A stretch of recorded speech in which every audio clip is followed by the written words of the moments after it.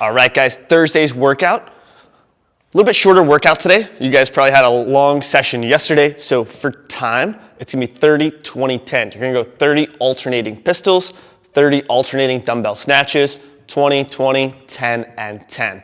So it's a really quick workout. We wanna make sure that we're set up with a weight that we can cycle pretty fast and some sort of progression on the pistols that allows us to do the same thing. So I'm gonna have Manny demo a pistol really quick. What we're looking for, right, we wanna stay pretty balanced on that foot, unlike that right there.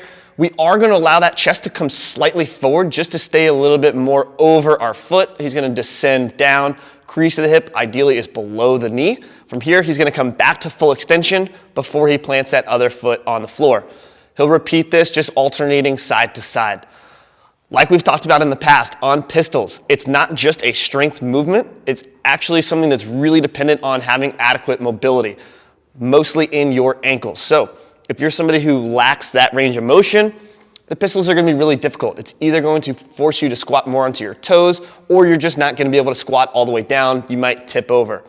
We can do a box progression or a chair of some sort, right? We want it to be a height that we can control without plopping down. So same motion. He's gonna let himself come a little bit forward. I want him to just lightly tap his butt to the box or whatever his object is, and then come back up. Good, and relax. I'm gonna flip this box really quick. What I don't wanna see is you guys using a box that looks like this, where you're not really doing anything.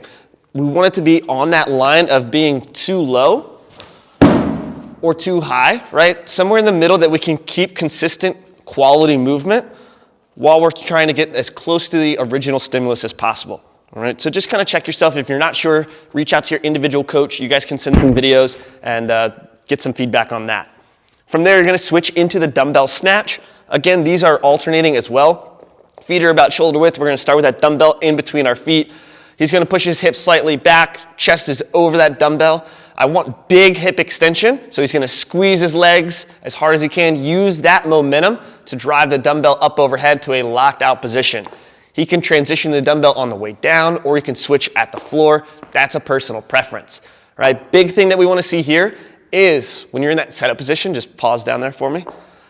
I want a nice flat back, chest is kind of up, right? Instead of going into that angry cat position where you're just gonna rely on your lower back to kind of do the movement, right? Especially on higher volume days. This day isn't so much in that case, but we wanna make it a leg movement, not a back movement. Good, and relax for me. This should also be a movement where you guys kind of find a nice rhythm where you're able to breathe as you're going through those reps. Pistols are probably gonna be a little bit more challenging. The dumbbells should kind of be more of like a recovery style before you go into your next set of pistols. If you're not sure what to do, reach out to your individual coach for some further scaling or modifications. Post your scores on SugarWOD and Facebook, and we'll see you guys tomorrow.